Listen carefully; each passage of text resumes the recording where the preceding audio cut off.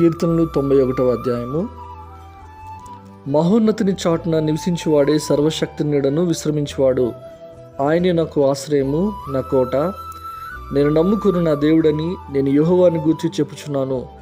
వేటకాని ఊరిలో నుండి ఆయన నిన్ను విడిపించును. నాశనకరమైన తెగులు రాకుండా నిన్ను రక్షించును. ఆయన తన రెక్కలతో నిన్ను కప్పును. ఆయన రెక్కల క్రింద నీకు ఆశ్రయం కలుగును. ఆయన సత్యము కేడమును డాలునై ఉన్నది.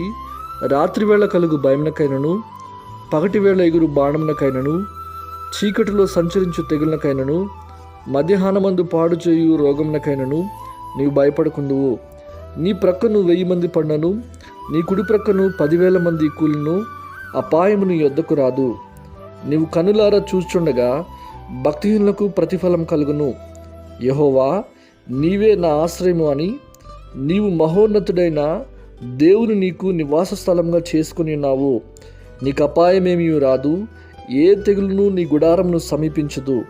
నీ మార్గములన్నింటిలో నిన్ను కాపాడుటకు ఆయన నిన్ను గూర్చి తన దూతలకు ఆజ్ఞాపించును.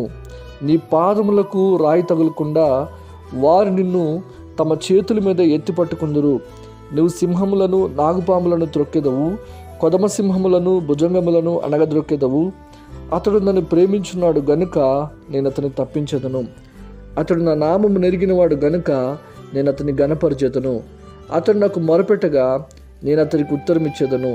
శ్రమలో నేను అతనికి తోడై ఉండేదను. అతన్ని విడిపించి అతన్ని గొప్ప చేసేదను.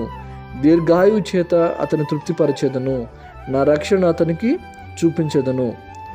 ఆమేన్.